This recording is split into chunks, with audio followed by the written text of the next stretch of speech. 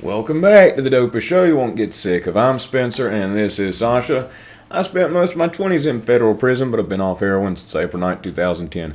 Got a lot of stories about the dumb stuff I did to get put in prison.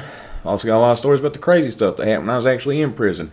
And God forbid you end up in prison, you won't have to make some of the same mistakes I made. So, this one's a little bit late. I'm going to talk about some of my stories in with it. But 60 days in last week, I know there's another one coming on tonight. I forgot to talk about this, but this one was a wild one. Guy had a spear. Two of them. What? That wasn't a shank. That was a spear. You got a sharpened point piece of wood that long, that's sharp at the point, with the handle. Man, you don't want to get hit with something like that. It's going to break off splinter inside you, everything else.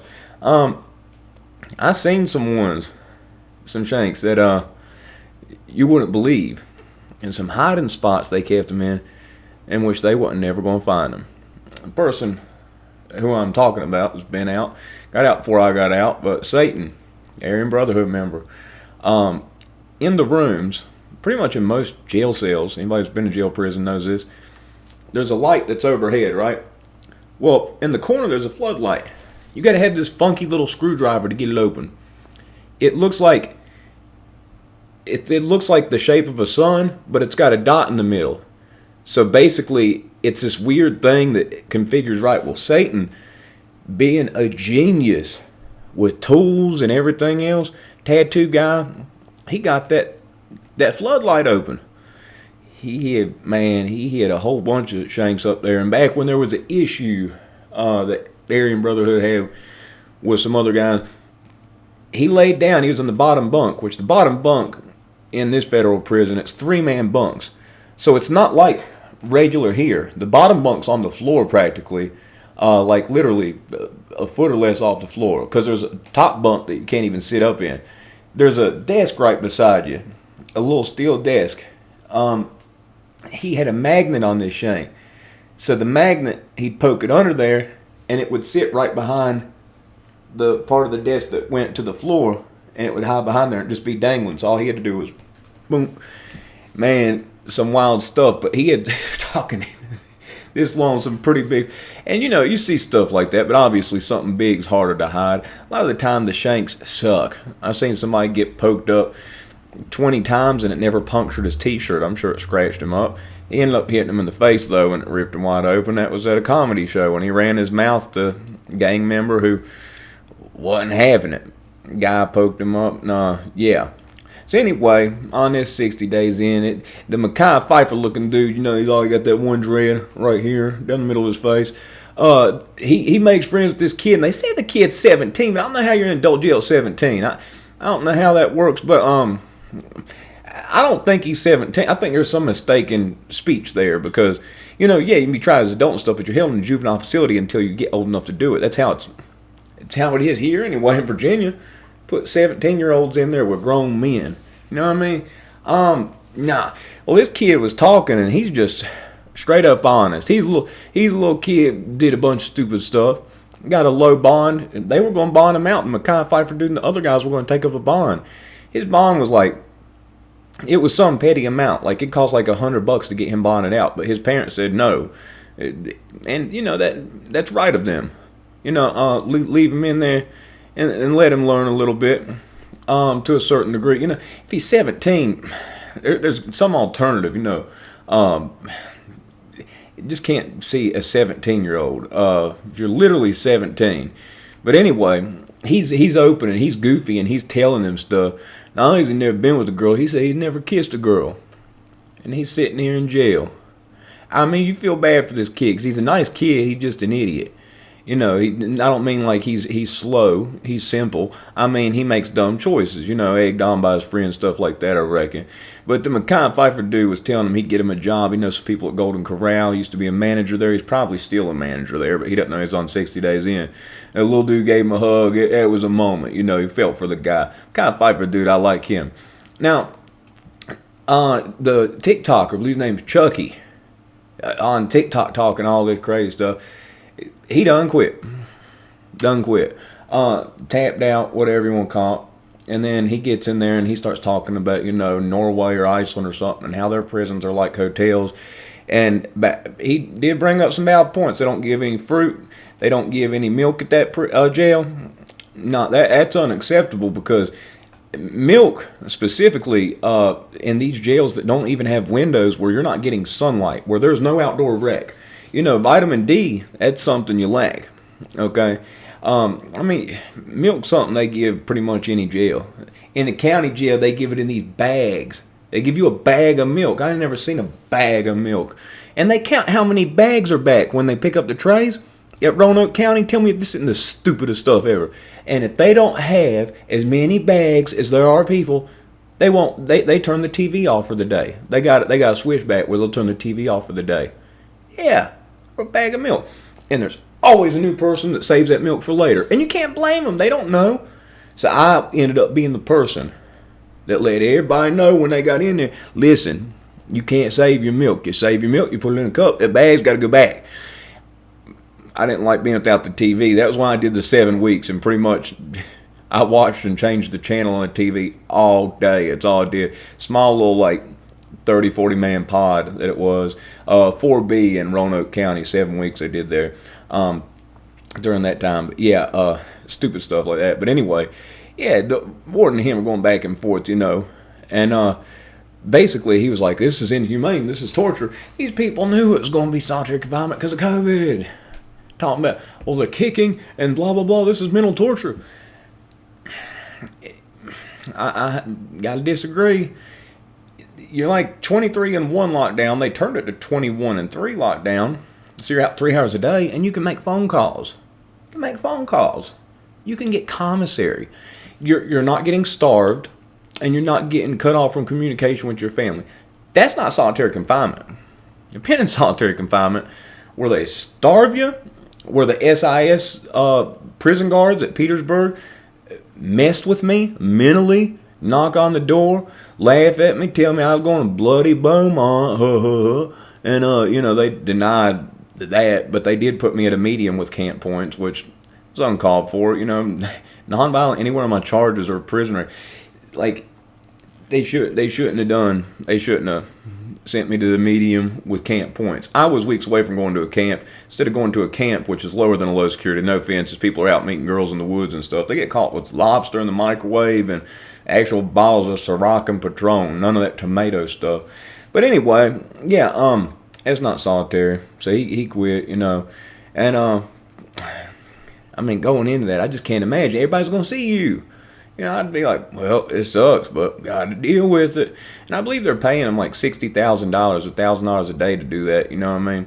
I think they still get paid regardless, but they got to stay in a hotel if they quit, so they can make sure nobody finds out about the show before it airs or whatever. But anyway, they got these 2 other women. Rose, she's ready to fight this white girl that just is tormenting everybody in the unit. Loud mouth, ignorant little white girl, and she pulls off her jumpsuit, and she's in her underwear and T-shirt, talking all kinds of crazy about she smashed her, and the white girl's like, well, don't talk about it, be about it. And, it just went back and forth. Nothing happened, but, yeah, there's that. The Trinity girl, I like her. She seems cool, like she's just chilling. She found out that a family member died of brain tumor, and, she couldn't be there for that, so that upset her, and I understand that. She was upset about it. She didn't quit. She had a family member die. She didn't quit. She had this, she had that. She didn't quit. The people that have stayed had more excuses than the people that left, in my opinion. You've had the Chucky guy. You had the middle-aged white woman. Looked like she smoked rock. You had the old white man that sold steroids, did like 6 years in federal prison. All them quit. I think that's it. So that's 3 people down already. It's like a person every episode. They're going to have to bring somebody new in. But see, that's the thing. In the other one, they could just bring somebody in, then they'd be in a pod. That's the trick up on this episode. You got that quarantine. So how are they going to do that if they bring more people in? So, the Latin King dude, who I thought was a little bit of a douchebag, he's got him this little, I think he's a little white guy. He looks white as can be. He's got like face tattoos and stuff. Little skinny white guy. And he's talking about his family's kingpins and this and that. And I'm thinking, well, you might be involved in gang stuff and you might be doing some stuff. But your family aren't kingpins. You wouldn't be sitting in jail. You'd made bond. And I didn't know what to think about that little white guy until something happened. So first off, Latin King dude started a store. He loaned stuff out. Typically in jail, it's either 1 for 2. You loan 1, they pay you back 2. But more typically, what's more fair is 2 for 3. So you loan 2 soups, you get 3 soups back. You loan 2 of this, you get 3 back. Okay, well, he's feeding people. He's giving people food and stuff, just giving it to them. He's also got the store, though, and everything like that. But, he's got this little white guy being his person that runs around and does stuff for him. The little white guy looks up to him, kind of like a big brother type of deal. And there's this young black fella, not a whole lot difference in size than this little white guy with the face tattoo. And there's a broom that broke. Well, he took that broom and he made it into spears. Not shanks, spears. I mean, it's got tape around the handle and each one's about this long. Well, they find out about all the inmates like, man, he's going to get everything tore off and shook down. Man, inmates get mad because, see, you don't tell people what to do, but on the same note, you don't do some crash dummy stuff that's going to affect everybody else. If you do something to affect yourself, that's on you. But if you do something to affect everybody else in the pond, yeah, people are going to get mad. People might stand up and do something. Latin King dude said, this is the part annoyed me. He should have let his nuts drag and went up there and told the guy, listen, little homie, you're going to be giving me that, and that's what it's going to be. Latin King, the ex-Latin King dude, he didn't do that. He sent the little young white guy, who's smallest guy in the pod, skinniest guy in the pod, to go get the knife. He told him, hey, go get that from him. And because the Latin King dude, he's taken upon himself to feed him, which that's nice of him to do. That's real nice of him to do. But he sends a little white guy up there. He gets the one off of him. I think he ended up going up. Latin King dude, ex-Latin King dude, ended up getting the first one off. I believe that's what happened. But anyway, they tell him there's another one. Well, took it in his jumpsuit and put it down his jumpsuit to hide it. He wasn't going to let them get it. This is a little young guy who don't know how to act right. Somebody's going to say something. Somebody's going to approach him, want to smack him for being a young, dumb idiot. And he was keeping that weapon. He probably would have used it too. The worst person to fight somebody is scared, because you don't know what they'll do. And being young with the mouth and being so much smaller, I believe he could have used that. Very good likelihood he could have used that. Well, basically, the other inmates too were like, nah, we got to get this out of here because it's going to mess everything up. So, little white guy with the face tattoos came through, surprised the piss out of me. I was not expecting this to happen. The dude who's got the giant spear inside his shirt, he's telling him, nah, go ahead and give that up. Go ahead and give it up. You want to give it up? And he grabs him, like almost like in a chokehold. He's got one hand on his hand, choking him. And they're out in the open. They're not in a cell. And this dude who's done put this spear down in front of his pants, which I'd be worried that might hit you in the wee-wee. What would happen if that happened? If you get a splinter down there? That wouldn't be too good now, would it? But he's tussling with him, and that young fella's trying to get that spear out of his jumpsuit. So he's got the one hand on his hand that's trying to get the spear, other hand snatching him up.